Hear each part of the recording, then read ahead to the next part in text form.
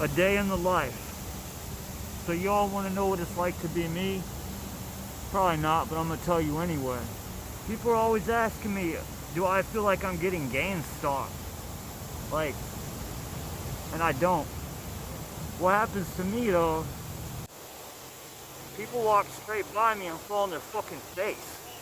They trip, fall on their fucking face, and get the fuck back up all sad and shit. Looking stupid. That's what happens to me. I don't get gain stuff and shit. I was smarter than that coming up.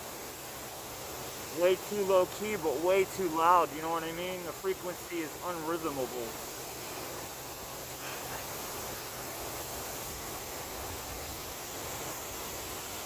With great power comes great responsibility. I will tell you one thing though. This past week, man, has been miserable and nightmares. Y'all know when you ever wake up and you got sleep paralysis, like something's holding your arms down and you can't speak no matter how hard you try, except it's like it's like, I don't know, it's like a demonic force is on top of you, like a succubus or something. That's a good way to put it. It just ain't all fun and sexy, you know? And it's not exactly about sex either, it's different. It's fucking weird. But I woke up. My dog was like, I had my arms like the way I was laying on my bed, it was like I was in a crucified cross pattern, you know? I had my arms hanging out. And my dog was like right up in my armpit. And I got my eyes open because I felt something hold my hands down. And I opened my eyes up and I could see in the room, everywhere, there was nothing in the room. But then that's when shit got really weird. I couldn't lift up my hands. I felt hands on top of my hands and they were moving like their fingers all around my fingers, like really fast and shit. Like, the more I tried to fight back, the more they did that with their fingers and fought back with my fingers. And it was really fucking scary, man. It's the only place I could move anything was just on my tips of my fingers just a little bit. And I was trying to yell my dog's name so fucking hardcore, like his name's X. And I couldn't get that sound to come out of me. So he's just staying asleep through the whole thing. But yeah, I keep having these horrible nightmares. One, I was like in some like Cuban prison and shit, and they got me in the back of the kitchen room. And like the head of some like fucking heroin mafia in there or whatever, he's like gonna teach me a lesson. So he takes like a 25-gallon pot of boiling water and pours it all over my goddamn face. And then they got it so that when I screech against the wall from pain, then there's 7 more of these big pots being thrown on me from 7 other inmates at the same time. And it's like my skin and everything's just fucking melting off in a goddamn dream, and it's so fucking painful.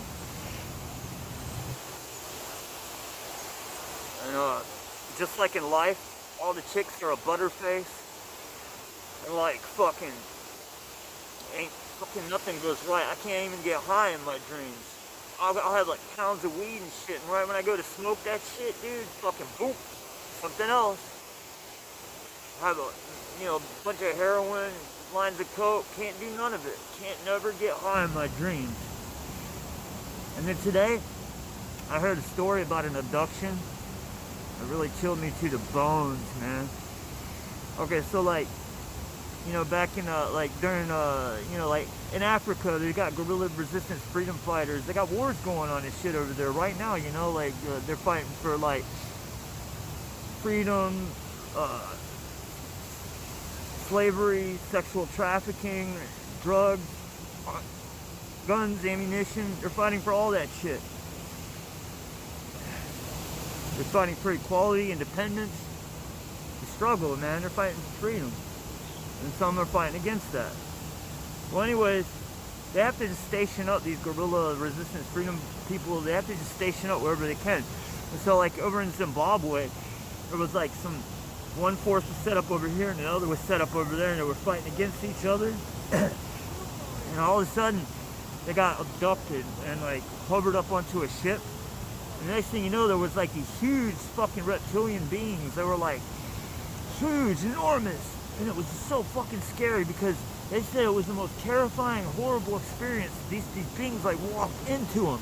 and it was like a triangle of prism effects pushed through them the other way. It was like they were dying as these things were walking through them and putting this horrible fear in them. And then they cut them all up, like into little pieces, and dissected them, put them in all these jars, and then filed them and tagged them and put them all away in different cabinets and shit. Anyways, these people could see what was going on from the jars that they were in, looking at other specimens of themselves growing in other jars, and then they got recloned out, raised back up into a new kind of soldier, and then put back into reality 5 minutes later from the time they were abducted out. And you see these beings, like, they got us tricked thinking that reality or time is linear, because it gets us all thinking that we're going forwards in this projected line, but these beings are going backwards, forwards. They can go any which way they want because they're above and beyond that. It's fucking little bullshit. That's the trick. They got us caught in a loop. Once you figure that out, you've already won.